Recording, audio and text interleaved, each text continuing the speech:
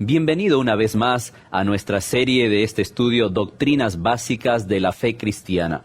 En esta lección estaremos enfocados en el estado pecador del hombre y la necesidad que tiene de salvación.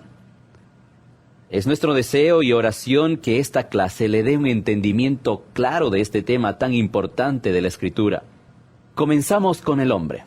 Si queremos saber la verdad acerca del hombre, debemos acudir a la Biblia. La verdad es lo que Dios dice acerca de algo. La Biblia nos habla sobre la creación del hombre, su naturaleza y relación con otros seres humanos. El hombre es el foco central de la creación. Toda la tierra está sujeta a él. Génesis capítulo 1, versículo 26. Puede usted leer y allí se va a dar cuenta de esto. De todos modos, para conocer realmente al hombre debemos obtener la perspectiva de Dios y no las ideas de los hombres. Comencemos estudiando el origen del hombre. Es muy natural que el hombre sea curioso acerca de su origen. Siempre ha sido así. Varias teorías han sido propuestas en diferentes tiempos y por diferentes filósofos. Una de las teorías que marcó mucho a la humanidad y que ha tenido muchísima influencia ha sido la teoría de la evolución, la cual afirma que los ancestros humanos son los animales. No hay evidencias que el hombre primitivo haya sido diferente al hombre actual. El hecho de que la sangre humana es una a través del mundo prueba que no es un proceso de evolución. Lea por favor Hechos capítulo 17, versículo 26. La sangre de los animales no sustenta la vida humana. No podemos mezclar nuestra sangre con la sangre de los animales. Al respecto, por favor, lea Génesis capítulo 1, versículos 24 y 25. Allí nos dice que desde los peces a las aves, desde los animales al hombre, Dios creó cada uno según su género. El hombre es distintivamente diferente porque fue creado a la imagen de Dios. Génesis capítulo 1, versículos 26 y 27 dice: Entonces dijo Dios, hagamos al hombre a nuestra imagen, conforme a nuestra semejanza. De acuerdo a Génesis capítulo 2, versículo 7, Dios creó el primer hombre del polvo de la tierra. De todos modos, a través de la historia, Dios creó seres humanos de diferentes maneras, por concepción entre hombre y mujer, también sin la participación de una mujer, como fue el caso de Eva, sin hombre ni mujer, como Adán, sin la participación de un hombre por una mujer, como es el caso de Cristo. Esto es otra evidencia del poder de Dios sobre la vida. Dios dice acerca de su criatura, el hombre: para gloria mía los he creado, los formé y los hice. Esto puede usted encontrarlo en Isaías capítulo 43, versículo 7. Entonces, la pregunta es, ¿cuál es la meta final del hombre? Y apropiadamente respondemos, la meta final de todo hombre es glorificar a Dios. Esto es en cuanto al origen del hombre. Fuimos creados por Dios para glorificarle a Él. Ahora, veamos la naturaleza del hombre. Todo el que ha sido testigo de la muerte de una persona o que la ha visto muriendo, entiende vívidamente que el hombre tiene un cuerpo físico y también un alma o espíritu. En un momento la persona está viva y enseguida se ha ido, aunque su cuerpo está todavía allí. A pesar que el espíritu ha partido, el cuerpo muerto permanece. La Biblia nos enseña que el hombre es un ser tripartito, es decir, tiene tres partes: tiene cuerpo, tiene alma y espíritu. En 1 Tesalonicenses capítulo 5, versículo 23, encontramos la referencia de cada una de estas partes. Mientras que para nosotros es un tanto difícil distinguir entre alma y espíritu, puesto que ambos están en contraste con el cuerpo físico, la Biblia nos enseña que hay una diferencia entre ambos. Una planta es un cuerpo sin alma ni espíritu. Un animal tiene cuerpo y alma, pero no tiene espíritu. En cambio, el hombre es cuerpo, alma y espíritu. El alma distingue un ser viviente de uno muerto, pero el espíritu distingue al hombre de los animales. El espíritu del hombre hace posible que el ser humano pueda tener comunión con Dios. El hombre es el único ser creado que ora. La oración es una práctica universal. Desde los pueblos más paganos hasta la gente más iluminada a través de todos los tiempos, la gente ora. ¿Por qué? ¿Ha visto usted alguna vez un mono que dé gracias a Dios por sus bananas? También el hombre es el único ser creado con una conciencia. ¿Ha visto alguna vez un mono que sienta culpa por robarle a otros monos sus cocos o por cometer adulterio? Los escritos históricos están llenos con testimonios de seres humanos que fueron quebrantados con convicción de que había hecho mal. Romanos capítulo 1, versículos del 18 al 32, enseña que el hombre tiene la capacidad de reconocer entre el bien y el mal. Los animales toman sus decisiones por medio de sus instintos. Solo el hombre toma sus decisiones por razonamiento. Cuando los hombres caídos llegan a ser cristianos, reciben la morada del Espíritu Santo. Recibimos la vieja naturaleza por la caída de Satanás, quien la introdujo al género humano a través de la caída de Adán. Pero si vamos al Señor en fe y le recibimos como nuestro Salvador personal, Él, literalmente, en la persona del Espíritu Santo, hace residencia en nuestras vidas. En ese momento recibimos una nueva naturaleza, la cual es Cristo en nosotros, la esperanza de gloria. Palabras que dijera el apóstol Pablo a los hermanos de Colosas. Usted puede leerlo en Colosenses capítulo 1, versículo 27. El alma es el asiento de las emociones y pasiones. El término espíritu incluye nuestra habilidad de saber y razonar. Es decir, el hombre es responsable ante Dios y su deber más grande es hallar lo que Dios quiere que él haga y entonces hacerlo. Estas dos naturalezas, la carnal y la espiritual, están en una lucha interna durante toda la vida del cristiano. Hemos visto entonces ya el origen del hombre, la naturaleza del hombre, y concluimos con esta parte diciendo que tenemos los creyentes, los hijos de Dios, dos naturalezas.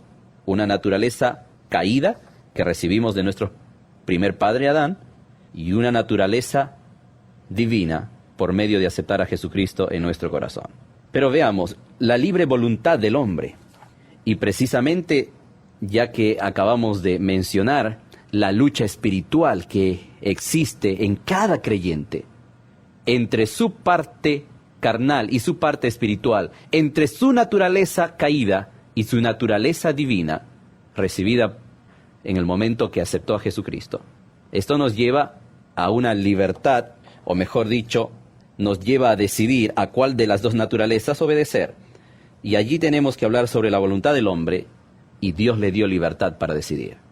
Hay otros seres en el universo que Dios ha creado, y estos son ángeles, o también llamados espíritus. Ellos no tienen cuerpos humanos ni almas y son más poderosos que los seres humanos. También ellos han sido creados para servir a Dios. Pero así como el hombre, también tienen una libre voluntad. Algunos de ellos cayeron en el pecado de desobediencia, como dice Isaías capítulo 14, versículos del 12 al 15. Dios podría haber hecho cierto número de máquinas para hacer su voluntad mecánicamente. No obstante, Él eligió crear seres que podían servirle voluntariamente y amarlo libremente. No podemos comprender por qué Él deseó hacerlo de este modo.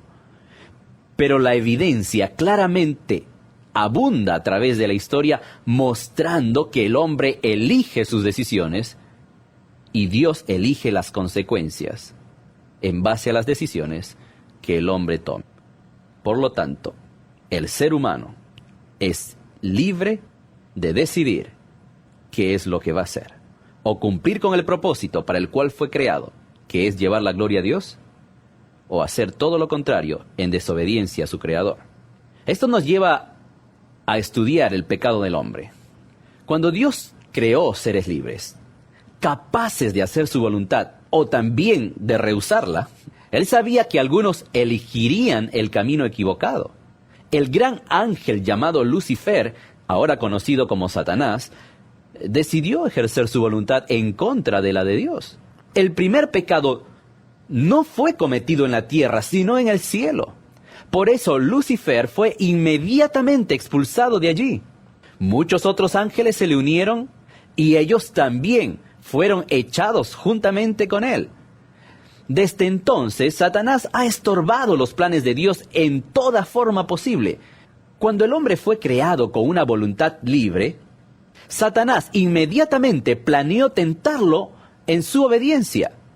Dios había advertido al hombre, pero Satanás tuvo éxito en hacerle caer en el pecado también al ser humano. Esta muy conocida historia de la caída del hombre en el pecado está en Génesis capítulo 3. Ahora bien, Dios, como gobernador moral del universo, no puede tolerar en su presencia a ningún ser que deliberadamente desobedece sus mandamientos. Por eso es que Satanás fue echado del cielo cuando desafió la voluntad de Dios. Génesis capítulo 3, versículos 23 y 24, nos relata que el mismo trato fue necesario para con el hombre, y de ese modo Adán fue echado de la presencia física de Dios. Hablando de las consecuencias del pecado, déjeme decirle que no solamente hay consecuencias en el presente, sino que también hay consecuencias futuras por causa del pecado. El pecado ha entrado a la raza humana por Adán y por él ha pasado a cada ser humano. Romanos capítulo 5, versículo 12. Este versículo nos explica esto. Y dice así: por tanto, como el pecado entró en el mundo por un hombre, y por el pecado la muerte, así la muerte pasó a todos los hombres, por cuanto todos pecaron. Y usted podría preguntarse, ¿cuándo pequé yo? Cuando nuestro primer padre, Adán, pecó, nosotros pecamos en él. Todos nacimos con una tendencia a pecar. Nuestra naturaleza pecaminosa responde a la tentación, por lo cual pecamos contra un Dios santo. Respecto al hombre y su futuro, ¿la Biblia nos enseñará algo sobre esto? Porque hemos estudiado el origen del ser humano. Pero así como la Biblia nos habla del origen del ser humano, que proviene de la mano del Creador, la vergonzosa caída del hombre y su consecuente separación de Dios, del mismo modo, fielmente la Biblia nos advierte que cada hombre, mujer y niño algún día estará delante de Dios, pero como juez. Romanos capítulo 14, versículo 12 dice, de manera que cada uno de nosotros dará a Dios cuenta de sí. El hecho de la muerte es tan común que cada uno entiende el inevitable fin de cada hombre. Pero en Hebreos capítulo 9, versículo 27, la Biblia agrega a este hecho de la muerte y dice lo siguiente: está establecido para los hombres que mueran una sola vez. Y todos nosotros diríamos, bueno, claro, es lógico. Y allí viene otra verdad, igual que la muerte. Y después de esto, el juicio. Tan verdad como es la muerte en la vida, también, de la misma manera, es verdad que hay un juicio después de esa muerte. Dios ha creado al hombre y le ha revelado su voluntad a través de su palabra. Dios considerará a cada persona absolutamente responsable por cada cosa que haya hecho. Esta vida es primariamente una preparación para la próxima. No es que esta vida es un fin en sí mismo. El hombre no muere como un animal lo hace. El espíritu del hombre debe volver a Dios, su creador, pero también su juez. Hemos estado hablando hasta aquí del hombre para conocernos un poco mejor y hemos tocado sobre el origen del hombre, hemos hablado sobre la naturaleza del hombre, la libre voluntad que tiene el hombre y que en esa libre voluntad decidió pecar. Hemos hablado sobre el pecado del hombre y el futuro que nos espera como seres humanos después de la muerte. Pero, ¿Qué es el pecado? Ya que hemos mencionado esta palabra en algún momento. Enfoquémonos un poco más en el tema del pecado. ¿Qué es pecado? Nadie podrá leer la Biblia por mucho tiempo sin darse cuenta que un gran punto de atención es dado al tema del pecado, su causa y su cura. Habitualmente pensamos en pecado en conexión con un crimen o asesinato, pero el pecado en la Biblia se refiere a todo lo que no alcanza la perfección de Dios. En Romanos capítulo 3, versículo 23 leemos: por cuanto todos pecaron y están destituidos de la gloria de Dios. La gloria de Dios incluye el pensamiento de absoluta perfección. Pecado es, por tanto, quedar corto de aquella marca. Todos los hombres son culpables de esto. El pecado es también declarado en la Biblia de las siguientes maneras. 1.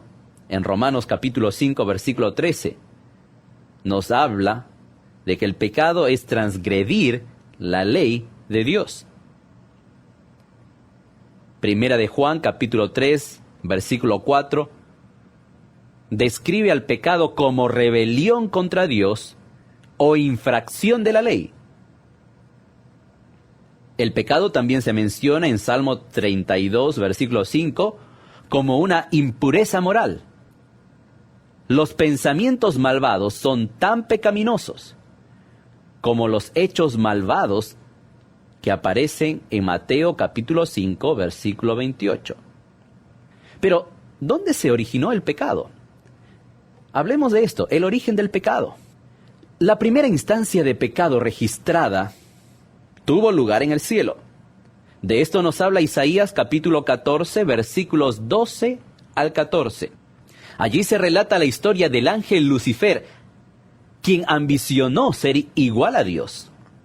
Por este pecado de orgullo, fue echado del cielo y llegó a ser aquel que la Biblia describe por todos lados como el diablo o Satanás. La primera instancia de pecado en la tierra se describe en Génesis capítulo 3. ¿Dónde tuvo lugar? En el jardín del Edén. Dios prohibió a Adán y Eva comer del fruto del árbol del conocimiento del bien y del mal. Ellos desobedecieron a Dios, comieron el fruto prohibido y se convirtieron en pecadores. Allí es como se origina entonces el pecado. La primera vez en el cielo, con Lucifer, y la primera vez en la tierra, con Adán y Eva desobedeciendo a Dios. Bien, ese es el origen del pecado. Pero ¿cuáles son los resultados del pecado? ¿Tendrá resultados? Claro que sí. Génesis capítulo 3, versículo 10 nos dice que tan pronto como los padres de la raza humana pecaron, tomaron conciencia del hecho de que estaban desnudos y trataron de esconderse de Dios. La Biblia en otro pasaje de la Escritura, en Romanos capítulo 6, versículo 23, nos dice que la paga del pecado es muerte. ¿Adán se murió inmediatamente después de comer el fruto prohibido? Podríamos decir, no, siguió vivo. Pero espiritualmente se murió en el mismo momento que pecó. Quedó separado de Dios y fue expulsado de su presencia. También llegó a estar sujeto a la muerte física. No se murió inmediatamente, pero años más tarde moriría, y no fue ese el plan de Dios en un principio. Lo que recibió entonces fue una condenación a morir. La naturaleza pecaminosa de Adán fue transmitida a toda la raza humana. Cada niño nace de padres pecadores. Es un pecador por nacimiento. Luego, cuando va creciendo, también lo es por elección y por práctica. Por eso el hijo de Adán, Caín, fue un asesino, y el pecado comenzó su labor en la raza humana. Porque todos los hombres nacen pecadores, todos están muertos espiritualmente, y todos condenados a morir físicamente algún día. Y les voy a pedir que lean por favor nuevamente Romanos capítulo 5, versículo 12. Lo citamos hace un momento y lo leímos. Por tanto, como el pecado entró en el mundo por un hombre, y por el pecado la muerte, así la muerte pasó a todos los hombres, por cuanto todos pecaron. Le recomiendo leer el libro de Romanos, en su capítulo 5. Léalo muy cuidadosamente, desde el versículo 12 al versículo 18. El pecado del hombre acarrió la maldición de Dios sobre toda la creación. El mayor de los hijos de Adán fue un asesino. Espinas y cardos, por ejemplo, son evidencia de esa maldición. Otras evidencias son mencionadas también en Génesis capítulo 3, versículos del 14 al 19. El hombre actual trata de explicar que nuestra depravación es solo fallas humanas y errores. Algunos de nuestros psicólogos tratarían de hacernos creer que el hombre está mejorando a causa de sus avances en conocimiento y tecnología. De todos modos, no necesitamos pruebas del pecado, teniendo cementerios, prisiones, hospitales y salas para funerales. Podemos llamarlo como queramos, pero lágrimas, enfermedades, tristeza, dolor y muerte son claras evidencias de los resultados del pecado. Pero preguntémonos, ¿por qué peca el hombre? Jesús contestó esta pregunta en Juan capítulo 3, versículos 19 y 20. El hombre peca porque lo disfruta, porque está en el centro de su ser. Por eso el hombre necesita un Salvador. Necesita ser salvo de su pecado. Sin un Salvador, el hombre queda bajo el juicio de Dios. Realmente, los resultados del pecado son trágicos y tiene consecuencias eternas. Pero déjeme explicarles sobre la pena legal que tiene el pecado. En Romanos capítulo 6, versículo 23, se lo mencioné hace un momento, la Biblia nos dice que la paga del pecado es muerte. Dios ha pronunciado que la muerte sería la penalidad por el pecado. No hay manera que un hombre pueda perfeccionarse a sí mismo de modo que sea aceptable ante Dios, porque Romanos 3:23 dice que todos pecaron y están destituidos de la gloria de Dios. Ya hemos visto que haber pecado y estar destituido significa en realidad muerte espiritual, pero también muerte física. Esta penalidad debe ser pagada. Dios debe juzgar al pecado o proveer una manera de limpiarnos y perdonarnos de nuestros pecados. Mientras un hombre vive en sus pecados, está muerto espiritualmente y propenso a morir físicamente en cualquier momento. Es más, si el ser humano está todavía en sus pecados en el momento de morir, está sujeto a la muerte eterna. Esto significa que será separado para siempre de Dios y sufrirá para siempre en el lago de fuego. Esta es la muerte segunda de la que se habla en Apocalipsis capítulo 20, versículo 14. Pero mi amigo oyente, no vengo a usted para traerle solo malas noticias, porque la penalidad del pecado, la muerte en el infierno, realmente son malas noticias. Pero gracias a Dios que hay también buenas noticias. Las buenas noticias son que hay un remedio para el pecado. Dios ha provisto un remedio de modo que el hombre no necesite sufrir la condenación eterna por sus pecados. Él envió a su Hijo Jesucristo a este mundo para proveer una vía de escape para el hombre. En realidad, el Señor Jesucristo es la única vía de escape para el hombre. El Señor Jesucristo nació de la Virgen María. El Señor Jesucristo nació de la Virgen María, quien concibió por el Espíritu Santo. Este nacimiento virginal fue absolutamente necesario para que el Señor Jesucristo naciera sin pecado. Porque como dijimos hace un momento, ya que nuestros primeros padres, Adán y Eva, pecaron, toda la raza humana viene naciendo con pecado. Cada niño que nace, nace con pecado, porque sus padres también tienen ese pecado. Mientras que el Señor Jesucristo, al ser concebido de esa manera, no heredó la naturaleza pecaminosa de Adán. Él es el único hombre sin pecado que ha existido. Por lo tanto, cuando Él murió en la cruz, no murió por los pecados suyos. Él sufrió voluntariamente la paga del pecado que le correspondían a usted y a mí pagar, y satisfizo todas las demandas santas de Dios. Desde que la pena por el pecado ha sido pagada, Dios puede dar vida eterna a todo pecador que se confiesa como tal y recibe al Señor Jesucristo como su Señor y Salvador. La muerte sustituta de Jesús se menciona en 2 Corintios capítulo 5, versículo 21, donde se nos dice que aquel que no conoció pecado, por nosotros lo hizo pecado. Más adelante seguiré explicando sobre esto. Cuando una persona confía en Cristo, esa persona es salva de la pena del pecado, y hemos dicho que eso es la muerte eterna en el infierno, pero no solamente se salva de esa pena, sino también del poder del pecado.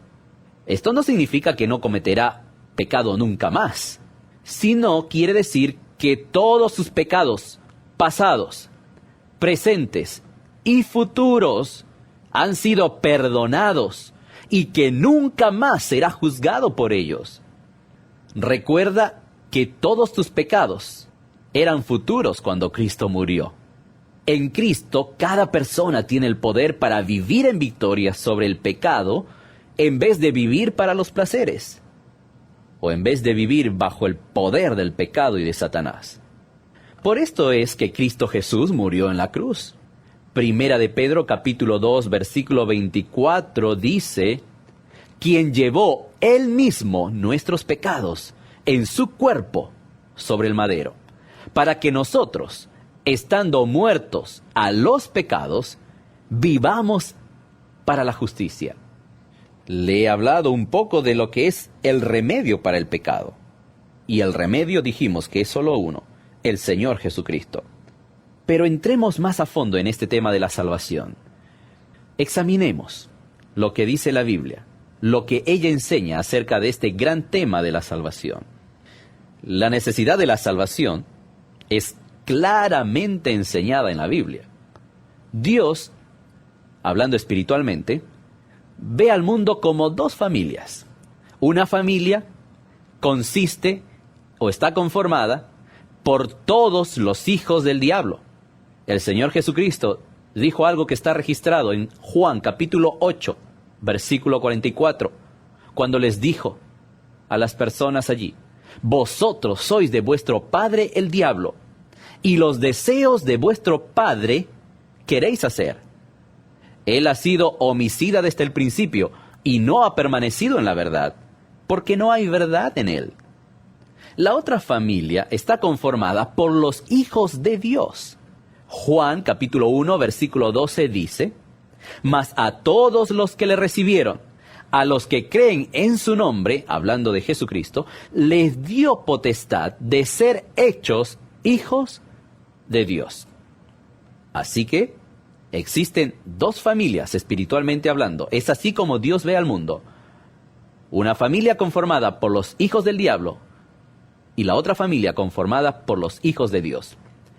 En este momento, en este preciso momento, usted que me escucha, está en una de esas dos familias. Si muriese hoy, la familia en la que usted se encuentra, a la que usted pertenece, eso determina su destino eterno. En este mismo momento, dígame, por favor, allí donde está, piense usted, ¿está en la familia de Dios o en la familia del diablo? Esta es una pregunta que solo usted puede contestar. Y a raíz de esta explicación podemos notar que esta es la clave, la razón por la cual Dios envió a su Hijo Jesucristo al mundo para morir por los pecados y derrotar a Satanás, de tal manera que con su muerte Él pudiera abrir un camino para que pudiésemos nacer de nuevo.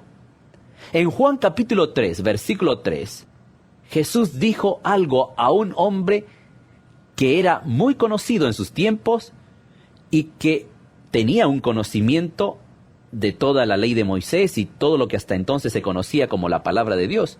Sin embargo, parecía que una verdad muy fundamental no la sabía. Y Jesús le dice en San Juan 3:3, el que no naciere de nuevo, no puede ver el reino de Dios. Este nuevo nacimiento espiritual del cual habló el Señor Jesucristo, nos coloca en la familia de Dios. Esto es toda la salvación. Para entender esto mejor, veamos 11 cosas que no son salvación ni nuevo nacimiento. Algunas veces, para poder entender lo que algo es, para poder comprender mejor la definición de algo, es mejor si entendemos lo que no es. Y entonces llegaremos más fácil a la conclusión de lo que realmente es. Entonces, veamos 11 cosas que no son salvación ni nuevo nacimiento. Primer cosa que no es salvación ni nuevo nacimiento. No es un engendramiento natural o descendencia. En otras palabras, no es por sangre. Si quiere buscar este término, puede ir a su Biblia. Juan, capítulo 1. Pese a que alguien pudo haber nacido en un hogar cristiano y de padres cristianos, esto no lo hace cristiano. Por lo tanto, no es por engendramiento natural o descendencia.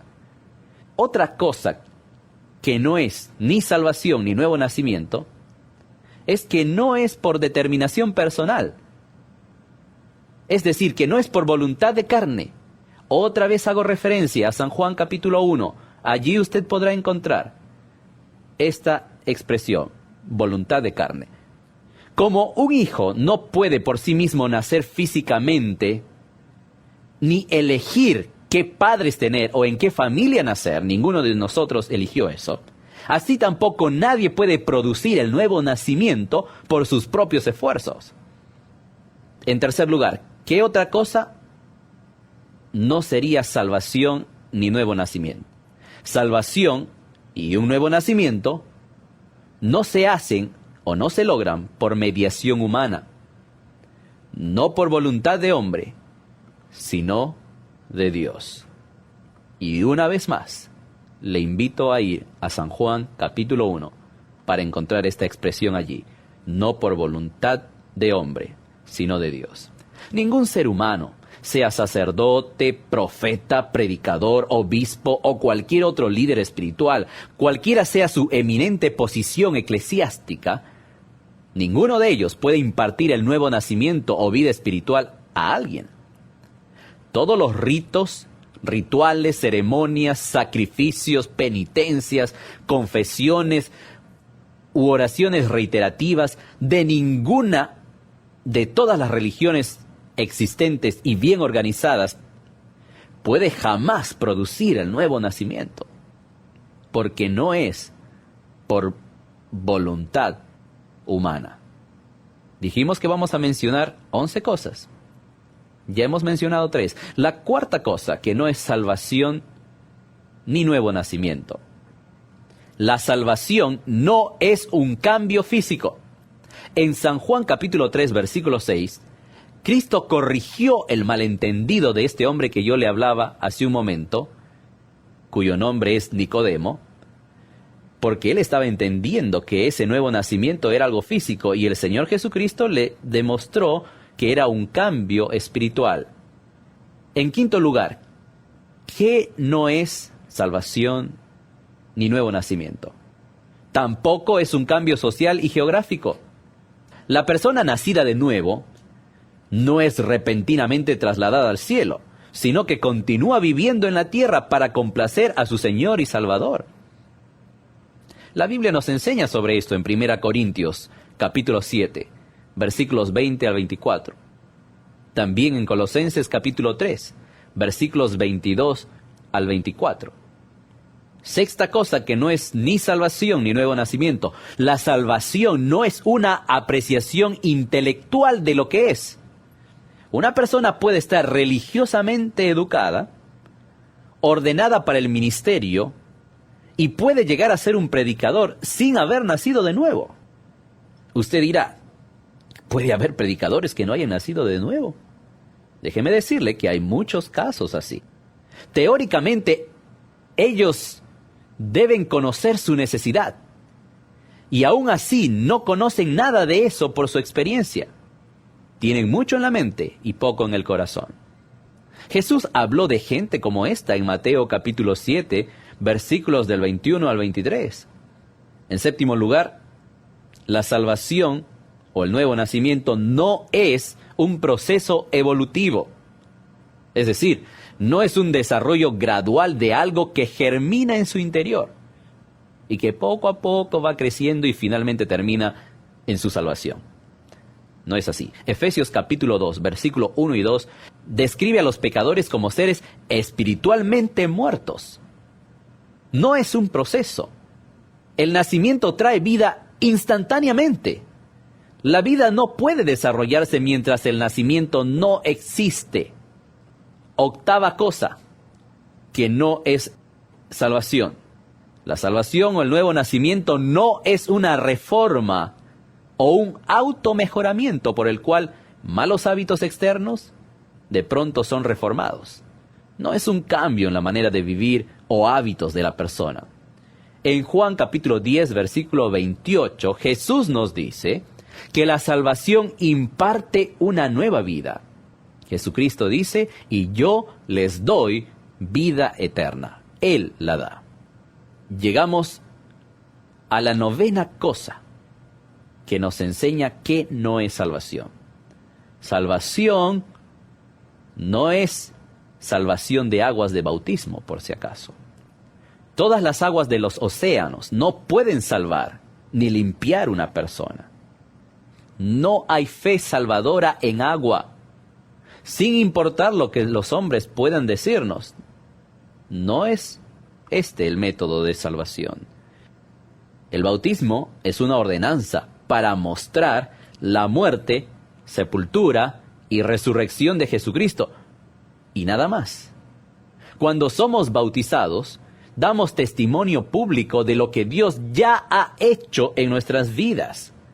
Primera de Pedro capítulo 3, versículo 21, en la segunda parte, enseña que no somos salvados por agua, sino por la sangre de Jesucristo que fue derramada en la cruz. Llegamos al punto número 10. La salvación no es una confirmación. Algunas iglesias administran ciertos rituales que hacen a sus participantes, generalmente adolescentes de 12 y 13 años de edad. Dicho ritual es para confirmarles que ellos son salvos. Algunas veces es una unción con aceite, la cual supuestamente significa el recibimiento del Espíritu Santo. Esto es falsa doctrina. Nadie puede recibir el Espíritu Santo mediante el acto de un hombre, sino por el recibimiento de Jesucristo como Salvador personal. Así afirmó Cristo en San Juan 3:6. Y llegamos a la última cosa. Dijimos que mencionaríamos 11. Estamos en este último punto.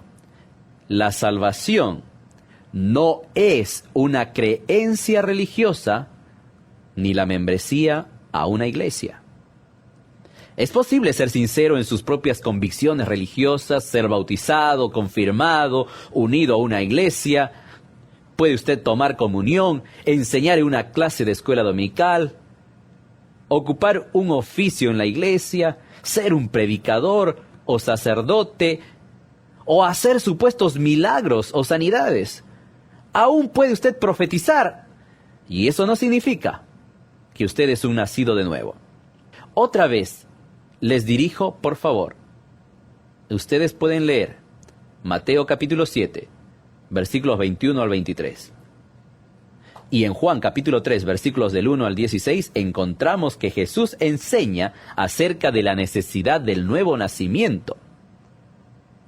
Y esto le fue revelado a uno de los religiosos más sinceros y morales que había en aquellos días. El nuevo nacimiento es una transformación espiritual, de acuerdo a Juan 3:8, y solo puede ser brindada por Dios, como vemos en Juan 1:13. Mi estimado oyente, al haber escuchado estas 11 cosas que la salvación no es. Tal vez usted hasta aquí estuvo pensando que una de estas 11 cosas que mencionamos era salvación para usted. Espero que usted haya disfrutado esta lección y gracias a Dios por aquella salvación que es solamente por gracia. Le invito a que nos encontremos en la siguiente lección. Hasta entonces.